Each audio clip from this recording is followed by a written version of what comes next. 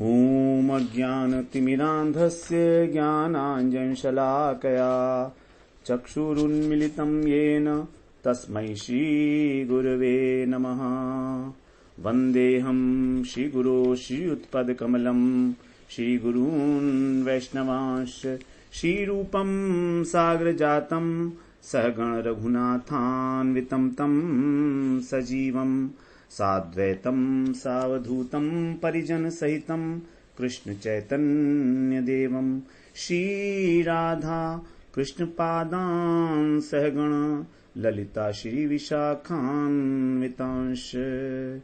तमादिदेवं करुणानिधानं तमालवर्णं सुहितावतारम् अपार संसार समुद्र सेतुं भजामहे भागवत स्वरूपम्। हे देव हे दैत हे भुवनैक बंधो हे कृष्ण हे चपल हे करुणैक सिंधो हे नाथ हे रमण हे नयनाभिराम हा हा कदानुभवितासि पदं दृशोर्मे।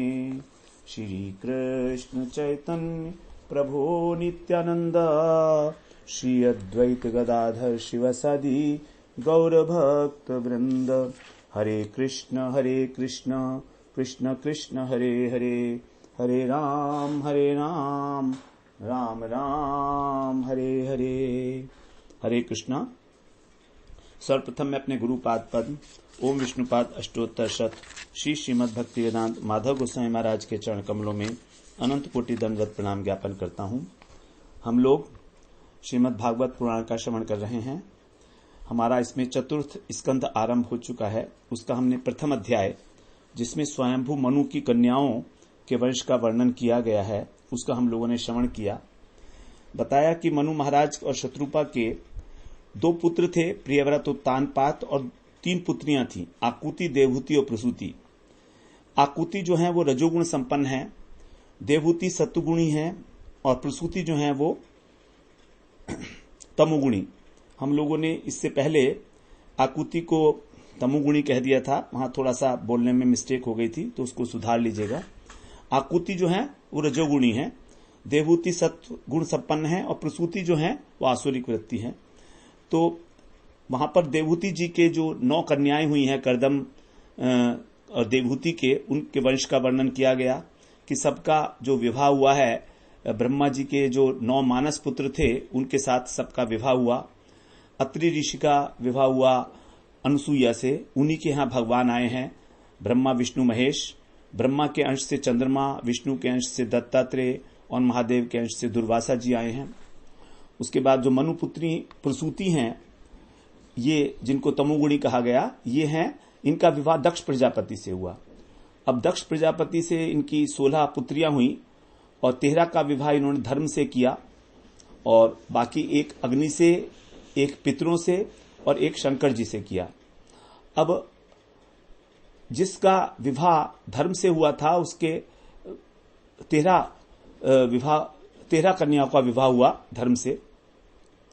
तो धर्म की पत्नियों के नाम बताए हैं, फिर उनके पुत्रों के भी नाम बताए हैं। बड़ी इंपॉर्टेंट बात है समझने के लिए। उसके बाद बताया कि 13वीं कन्या जो है मूर्ति और धर्म के संयोग से भगवान आए हैं साक्षात नर नारायण ऋषि के रूप में और सभी ऋषियों ने उनकी स्तुति की। फिर अध्याय के अंत में बताया उन्होंने कि जो सती हैं दक्ष की पुत्री, उनका विवाह हुआ शिवजी से और शिवजी का और दक्ष का किसी प्रकार से मनोमालिन्य हो गया, आपस में विवाद हो गया। इस कारण जो है जब दक्ष ने अपमान किया शिवजी का सभा में, तो यज्ञ के अंदर जो बुलाया था उसमें, तो जब अपमान हुआ तो जो सती थी, जो दक्ष की पुत्री थी और शिवजी की पत्नी थी, तो उन्होंने युवावस्था में ही और क्रोध के आवेश में योग के द्वारा अपने शरीर का त्याग कर दिया। अब इस प्रकार से यहां पर 66वें श्लोक में ये बात बताई गई पहले अध्याय के चतुर्थ स्कंध में। तो अब द्वितीय अध्याय के अंदर जो है विषय वस्तु है दक्ष और शिव का जो विरोध है। दक्ष प्रजापति किस प्रकार शिव जी को शाप देते हैं, नंदीश्वर जो है प्रजापति को, दक्ष को शाप देते हैं, और भृगु जो हैं उनका शिव भक्तों को शाप मिलता है। इस प्रकार जो शापा शापी है सबके बीच में इस अध्याय के अंदर वर्णन किया गया है। वास्तव में जो सती हैं वो स्त्री हैं और उनका प्रेम जो है दो भागों में बटा होता है, स्त्री का प्रेम पति में भी और पिता में भी। तो कुंती जी ने पहले स्कंध में कहा है 8वें अध्याय में कि स्नेह पाशमिमं छिन्दे दृढ़म पांडुषु वृष्णिषु, कि मेरा जो स्नेह पाश है ये पांडवों के साथ और वृष्णि वंशों के साथ, ये आप इसको आप छेदन कर दो। क्योंकि कुंती जो है पत्नी है पांडु महाराज की और पांडव उनके पुत्र हैं, और वृष्णि जो है यादव हैं, वो वसुदेव जी की बहन है कुंती। तो दोनों से प्रेम है कुंती जी का। तो कह रही हैं कि इस दोनों प्रकार के जो स्नेह है मेरा, इसको आप छेदन करके और अपने आप में लगा दो। तो स्त्री इस प्रकार से पति और पिता के बीच में बटी हुई होती है उसका प्रेम, और उसी को यहां पर जो है अच्छी प्रकार से बताया गया है इस प्रसंग में, शिव जी का और दक्ष का जो विवाद है। अब यहां पर विदुर जी प्रश्न पूछ रहे हैं कि शिव जी ने जो प्रतिकूल आचरण, शिव जी के प्रति जो प्रतिकूल आचरण किया गया था उसके विषय में। तो कह रहे हैं विदुर जी, विदुर उवाच भवे शीलवतां श्रेष्ठे दक्षो दोहित्रवत्सलः विद्वेषमकरोत् कस्मात् अनादृत्यात्मजां सतीम्। यहां कह रहे हैं विदुर जी कि दुहित्रवत्सल अर्थात पुत्रियों से जो अत्यधिक प्रेम करने वाले थे, ऐसे दक्ष ने आत्मजाम सती, अपनी पुत्री सती की जो अनादृत्य माने उसका अनादर करके, उसकी उपेक्षा करके, और शीलवताम श्रेष्ठे जो शीलवानों के अंदर भी अत्यंत श्रेष्ठ हैं, ऐसे भव माने शंकर जी को, कस्मात माने क्यों, विद्वेषम अकरोत विद्वेष किया। तो जो सब में श्रेष्ठ महादेव हैं, देवाधिदेव महादेव, उनसे द्वेष क्यों किया, अपनी कन्या का अनादर करके। अनादृत्य दूसरे श्लोक में बोल रहे हैं विदुर जी, कस्तम चराचर गुरुम निर्वैरम शांत विग्रहम आत्मा रामम कथम द्वेष्टि जगतो दैवतम महत्। यहां बता रहे हैं शिव जी के विषय में कैसे हैं वो। तम चराचर गुरुम, चराचर जितने भी जीव हैं उन सबके गुरु हैं। निर्वैरम निर्वैर हैं, किसी प्रकार का किसी से कोई द्वेष बैर भाव नहीं है। शांत विग्रहम शांत मूर्ति हैं। आत्मा राम अपने आप में ही संतुष्ट रहने वाले हैं। और जगत महत दैवतम जगत के परम आराध्य देवता है। ऐसे जो शिवजी हैं उनसे कह कथम द्वेष्टि, कौन उनसे द्वेष करेगा, उनसे कोई क्यों बैर करेगा। इस प्रकार जिनके अंदर किसी प्रकार की बैर भावना का लेश भी नहीं है और सभी के आराध्य हैं, शांत हैं, उनसे किस प्रकार से बैर किया गया, ये आप बताइए। उनसे कोई कौन कैसे बैर कर सकता है। तीसरे श्लोक में बोलते हैं, एतदाख्याहि मे ब्रह्मन् जामातु श्वसरस्य च विद्वेषस्तु यतः प्राणास्तत्यजे दुस्त्यजान सती। एतत् आख्याहि, इस प्रकार इसको जो ये बात है, ये मैं माने मुझे, हे ब्रह्मन, आख्याहि माने बताइए, हे ब्रह्मन मुझे ये बात बताइए कि जामातु और श्वसरस्य, जामाता और श्वसुर की, जामाता कौन है, शिवजी, क्योंकि शिवजी जो है दक्ष प्रजापति की कन्या सती के पति हैं, इसलिए जामाता हुए, वो जमाई हुए। और श्वसुर, इनकी विद्वेष आख्या, शत्रुता जो हुई, क्यों हुई, यतः दुस्त्य जान, जिससे कि जो हमारे प्राण हैं, दुस्त्य जान प्राणान, जो दुस्त्यज प्राण हैं उनको भी सती तत्यजे, सती ने छोड़ दिया, अपने प्राणों तक की बलि दे दी सती ने। तो इतना विद्वेष कैसे हो गया इन दोनों में, ये आप मुझे बताइए। मैत्रेय उवाच पुरा विश्वसृजां सत्रे समेता परमर्षयः तथा मर्गणा सर्वे सानुगा मुनयोग्नयः। मैत्रेय जी अब प्रश्न का उत्तर दे रहे हैं, चौथे श्लोक से लेकर आगे 7वें श्लोक तक। पुरा माने पहले, किसी समय में, विश्व सृजाम सत्रे, ब्रह्मा जी, विश्व सृजाम माने जो विश्व की सृष्टि करते हैं, ऐसे ब्रह्मा जी के यज्ञ में परम ऋषय, जो परम ऋषि गण हैं, और सानुगा उनके अनुचर, सर्वे माने सबके सब, अमरगणा, अमरगणा बोलते हैं देवताओं को, जो अमर हैं, स्वर्ग के हिसाब से वो अमर ही हैं, इसलिए उनको अमरगणा कहा जाता है।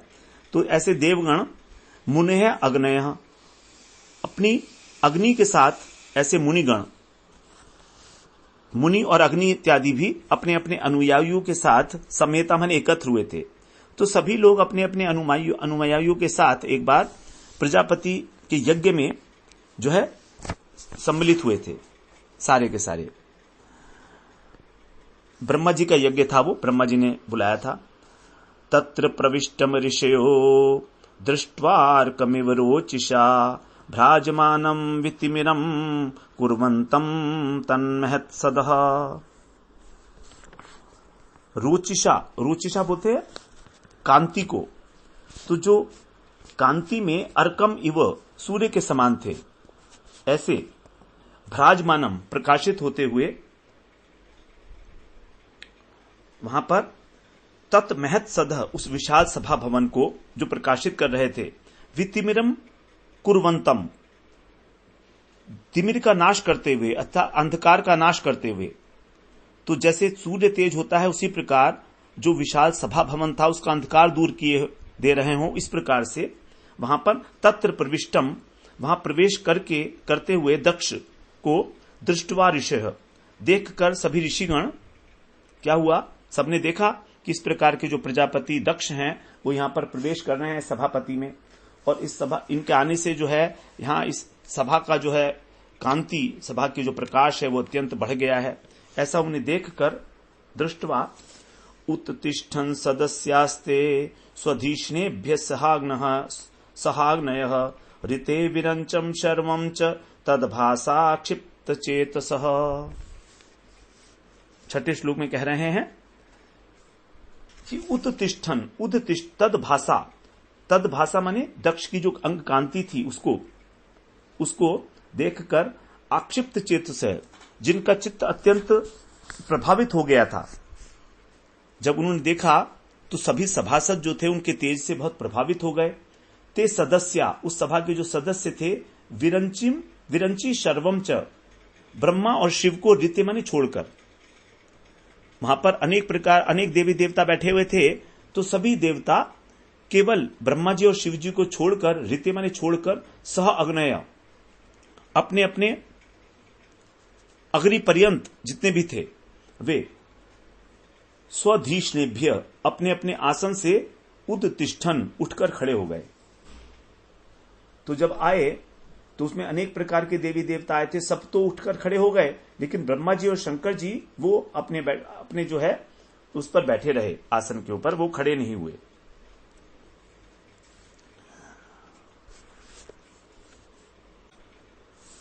अब आगे बता रहे हैं 7वें श्लोक में, सदस्पतिभिर्दक्षो भगवान साधु सत्कृतः अजम लोक गुरुम नत्वा निषसाद तदाज्ञया। भगवान दक्ष को कहा पर यहां पर कहा गया भगवान प्रजापति हैं वो।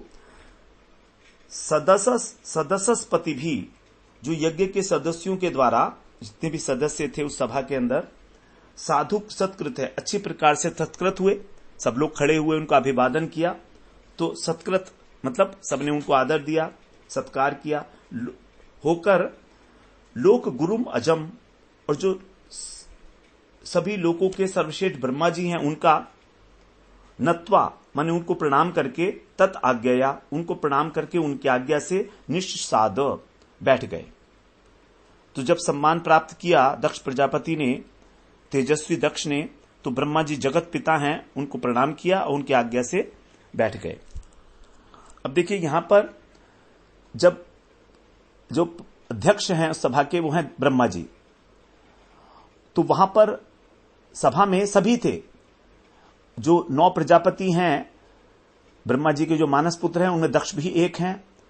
तो जितने भी ऋषि देवता इत्यादि सभी लोग थे वहां पर, और जब दक्ष आए तो ब्रह्मा जी को और शिव जी को छोड़कर सभी खड़े हो गए। अब महादेव जी ने किसी प्रकार का कोई संबोधन नहीं किया, न हाथ जोड़े, मुंह से भी नहीं बोले, निर्विकार भाव से बैठे हैं। तो ब्रह्मा जी तो पिता हैं, इसलिए दक्ष ने जो है पिता को प्रणाम किया, है ना। और क्योंकि शिव जी जो है नहीं उठे, इसलिए उन्होंने अपने को अपमानित महसूस किया दक्ष प्रजापति ने। कि चलो ब्रह्मा जी तो कोई बात नहीं है, मेरे पिता हैं, है ना। दक्ष का अर्थ होता है चतुर, बुद्धिमान।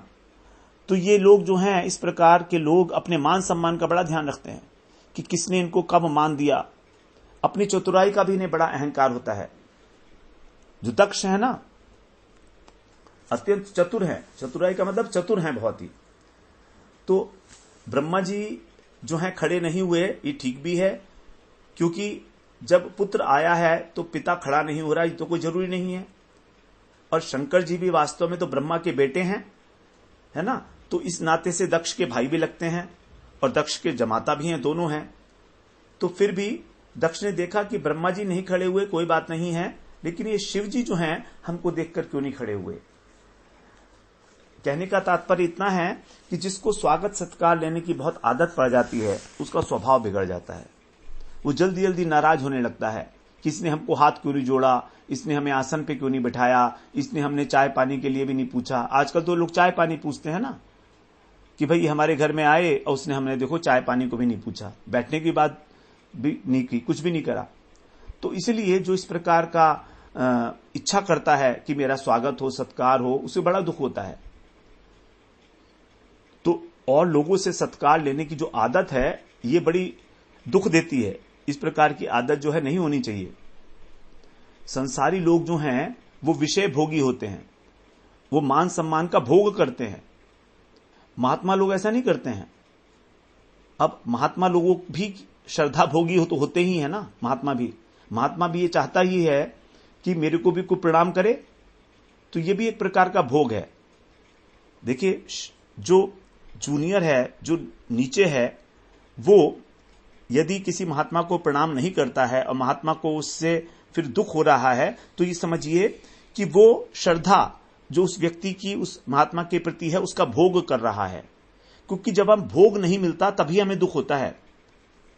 जहां हमने मान रखा है कि मुझे सुख मिलेगा, जहां हमारी सुख बुद्धि है, वहां पर जब हमको वो बात नहीं होती है तो दुख मिलता है। तो दुख का कारण है भोग बुद्धि का होना।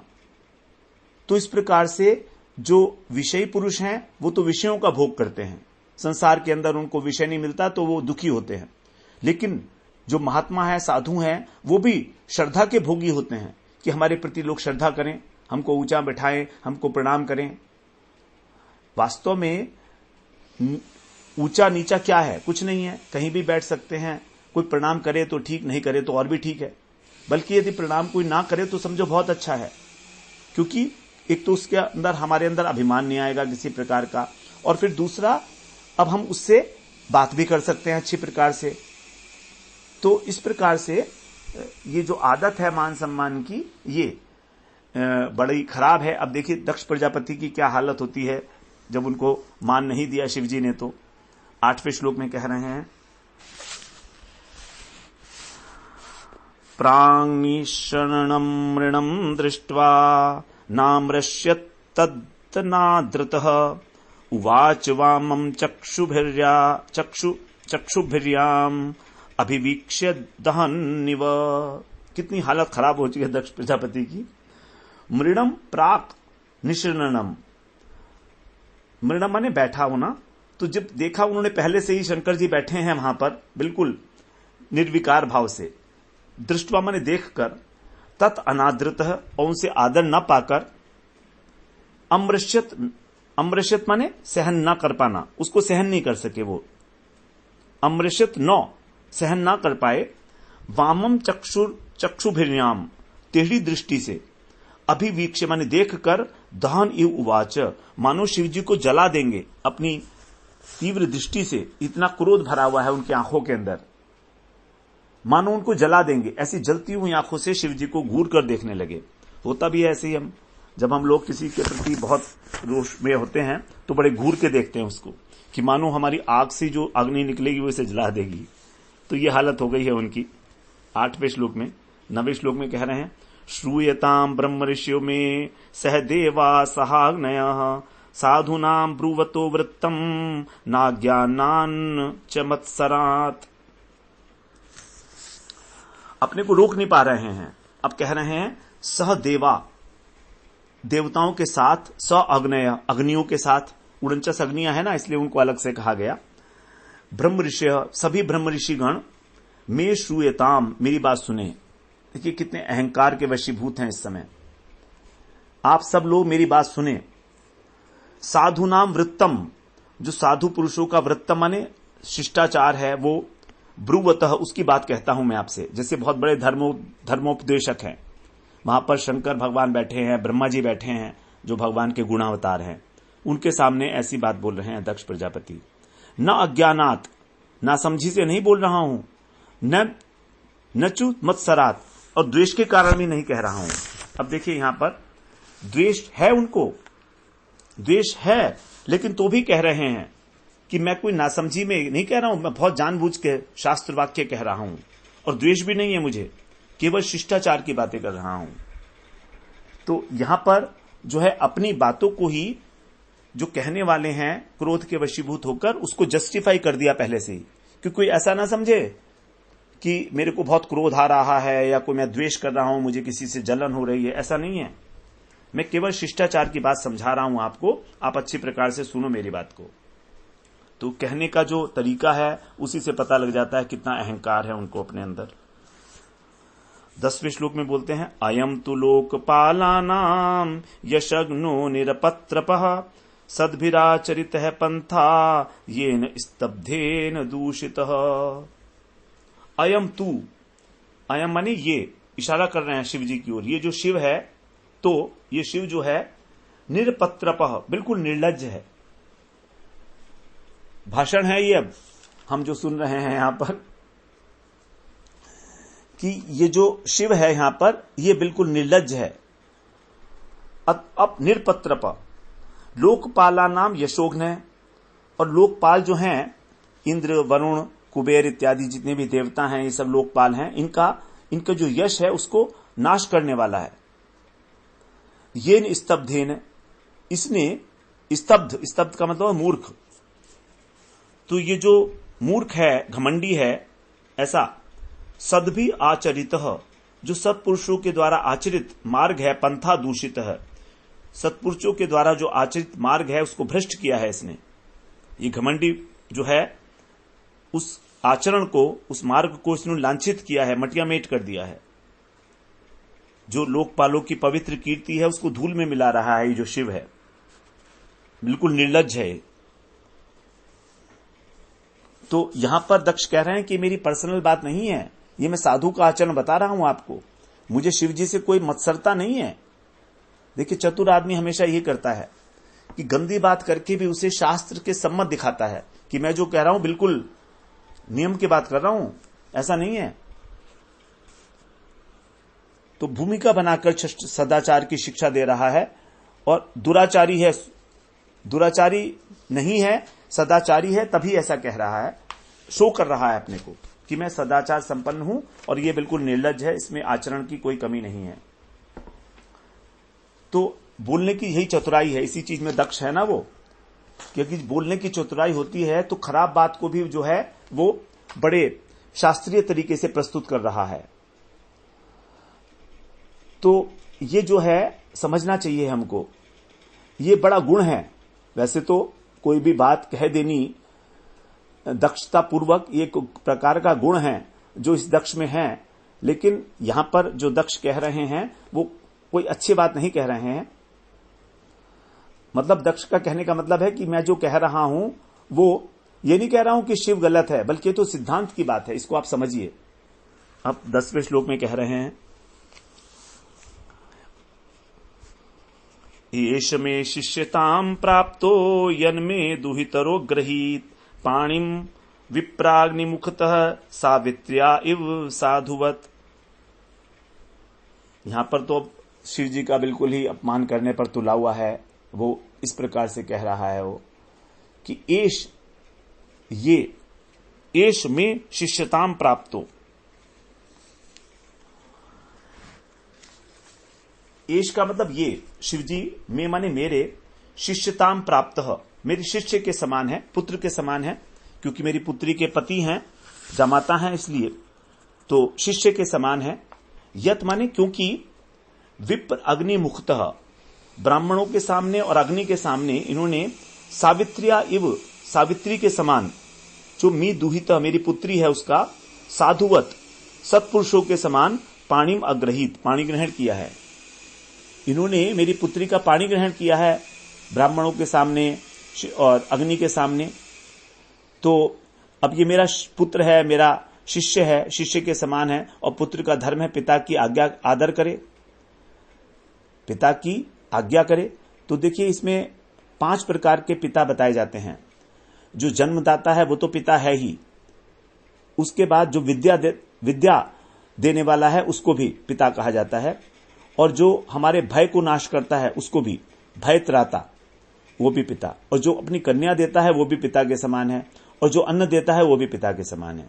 शास्त्रों में 5 प्रकार के पिता कहे गए हैं, जन्मदाता, भयत्राता, कन्यादाता, विद्यादाता और अन्नदाता, इस प्रकार से।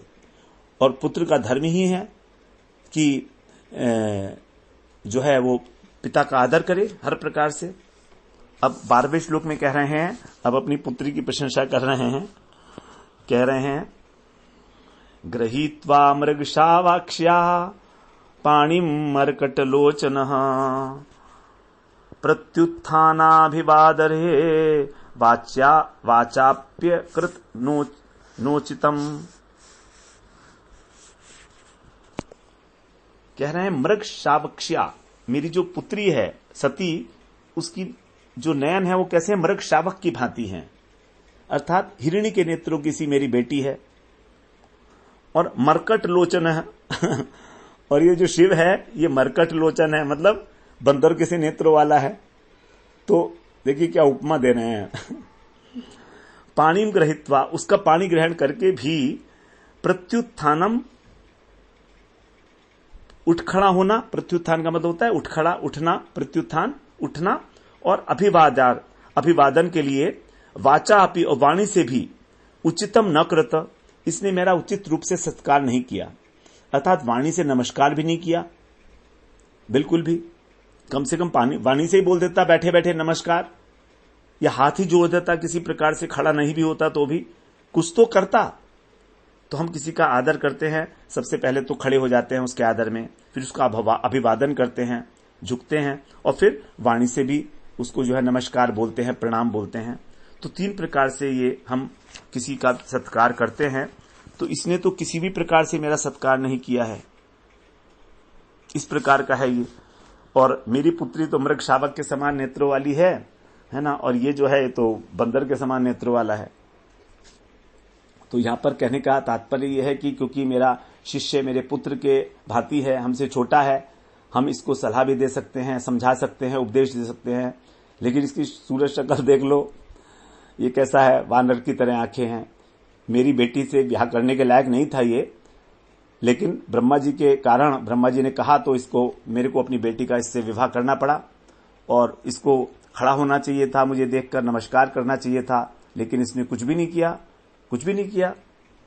अब आगे कह रहे हैं, अभी बंद नहीं हुए हैं, दक्ष बोले जा रहे हैं। अभी आगे कह रहे हैं, लुप्त क्रियाया शुचये मानिने भिन्न से तवः सेत मानवः भिन्न से तवे अनिच्छन्नप्यदाम बालाम शूद्राय वो शतिम गिरिम।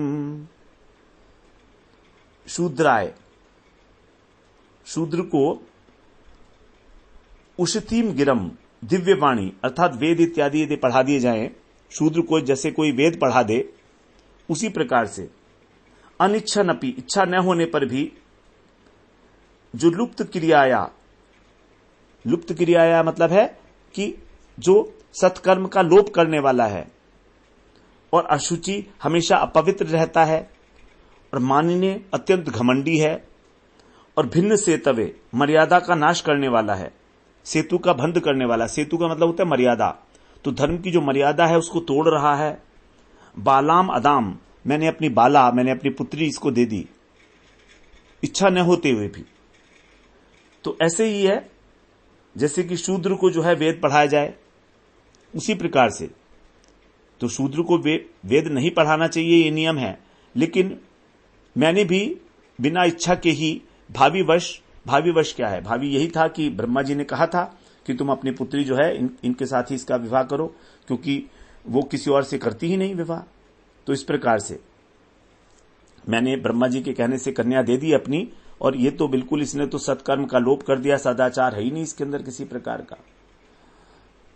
सब तरीके से जो है ये जो है भ्रष्ट है एक प्रकार से।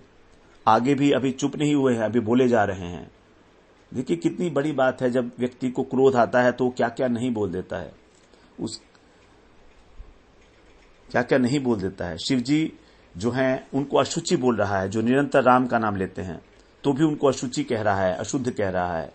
मानी ने घमंडी कह रहा है।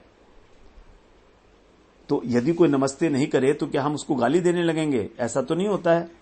इतनी बड़ी बात नहीं है भाई, नमस्ते नहीं किया, इतनी गालियां देना कि उसने सदाचार का लोप कर दिया है, ये कर दिया है, वो कर दिया है। अगर कोई प्रणाम नहीं भी करे तो कोई बात नहीं है, टेक इट इजी। लेकिन दक्ष प्रजापति को बड़ा अपमान हो रहा है, मान सम्मान का बड़ा ख्याल है उनको अपने। 14वें श्लोक में बोलते हैं, प्रेतावासेषु घूरेषु प्रेतैरभूत गणैर्वृतः अटत्युन्मत्त उन्मत्तन्नग्नो व्युप्त केशो हसन रुदन। अब उनका जो स्वरूप है उसकी निंदा करते हुए कह रहा है दक्ष प्रजापति, घोरेषु प्रीत आवासेषु, जो इसका आवास है वहां भयानक प्रेतों के रहने के स्थान में रहता है। ये जो प्रेत हैं वो रहते हैं वहां पर, प्रेतों का निवास स्थान कहां पर? शमशान में। प्रेतर भूत गण आवृत है, और प्रेत से और भूत गणों से घिरा रहता है, उनको साथ लिए घूमता रहता है। उन्मत्तवत, पागलों के समान, पूरे पागलों के समान क्या करता है ये? सिर के बाल बिखेर कर, व्युप्त केशः, बाल बिखेर कर, नग्न है, नग्ना नंगा होकर, हसन रुदन, कभी हंसता है कभी रोता है, अटति मानी घूमता रहता है। इस प्रकार से ये बाल बिखेर कर पागलों की तरह नंग दड़ंग भिटकता रहता है, कभी हंसता है कभी रोता है। व्युप्त केशः, सभा में जा रहे हैं तो भाई कम से कम जटाएं तो अपनी बांध लो, लेकिन नहीं, जटाएं बिखरी पड़ी हैं इसकी, कभी हंसता है कभी रोता है। और भक्त तो ऐसा होता ही है, जब विरह होता है भक्त को भगवान का तो वो कभी हंसता है और कभी रोता है। विरह हुआ तो रोने लगता है, और जब इसको स्फूर्ति हुई भगवान की कि भगवान मेरे पास ही हैं तो वो हंसने लगता है। अब ये जो बात है, इस बात को दक्ष जैसा प्रजापति, जिसको कहा जाता है चतुर है, वो नहीं समझ सकता, क्योंकि उसकी सारी दृष्टि जो है वो विषय के ऊपर है। जो सत्व गुण संपन्न है वही इस बात को समझ सकता है कि एक साधु जो है वो क्यों उन्मत्त के भांति व्यवहार करता है। जो साधारण व्यक्ति हैं, रजोगुण संपन्न हैं, वे उसके भाव को नहीं समझ सकते। तो दक्ष प्रजापति नहीं समझ पा रहे हैं इस बात को। अब आगे 15वें श्लोक में कह रहे हैं वेशभूषा के विषय में कैसी है।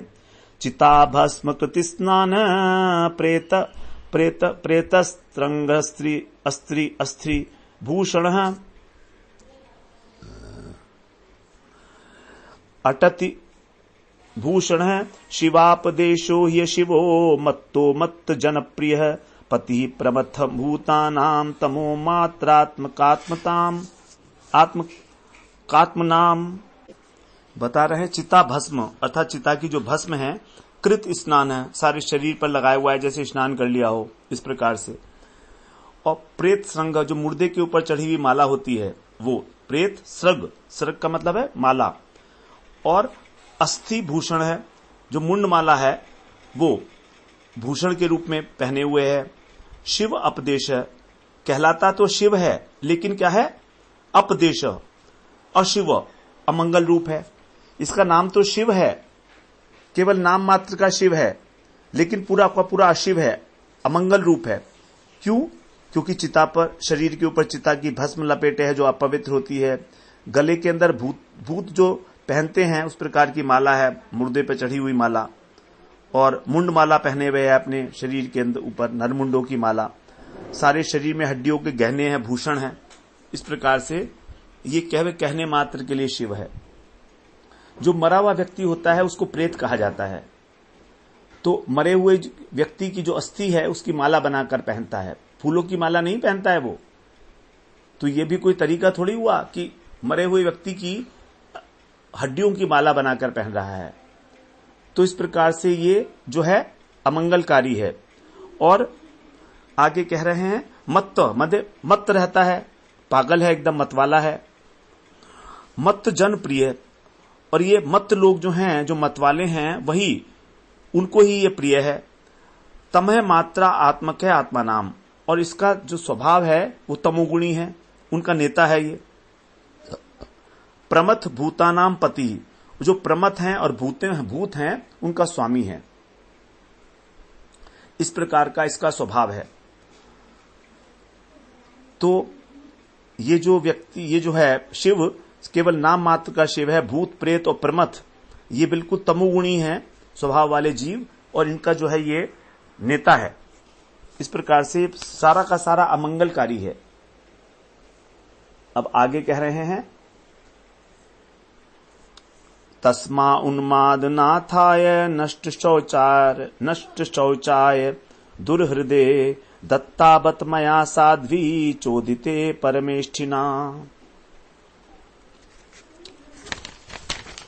ये कह रहे हैं बत मने बड़ा खेद है मुझसे क्या हो गया, मेरे को बड़ा खेद हो रहा है। बत परमेष्ठिना चोदिता, जो ब्रह्मा जी हैं परमेष्ठी, उनकी प्रेरणा से, उनके कहने पर, तस्मा उन मदानाथाय, जो पागलों के स्वामी है, ये उन्माद युक्त जो रहते हैं, ऐसा उनका जो सरदार है, उनका जो नाथ है, उसको नष्ट शौचाय, जिसमें किसी प्रकार का आचार नहीं है, आचारहीन है, दूर हृदय और दुष्ट हृदय वाला, दुष्ट स्वभाव वाला, इसको मया साध्वी दत्ता, मैंने अपनी साधु स्वभावा जो पुत्री है, भोली भाली बेटी है, मैंने इसके साथ विवाह कर दिया, इसको दे दी।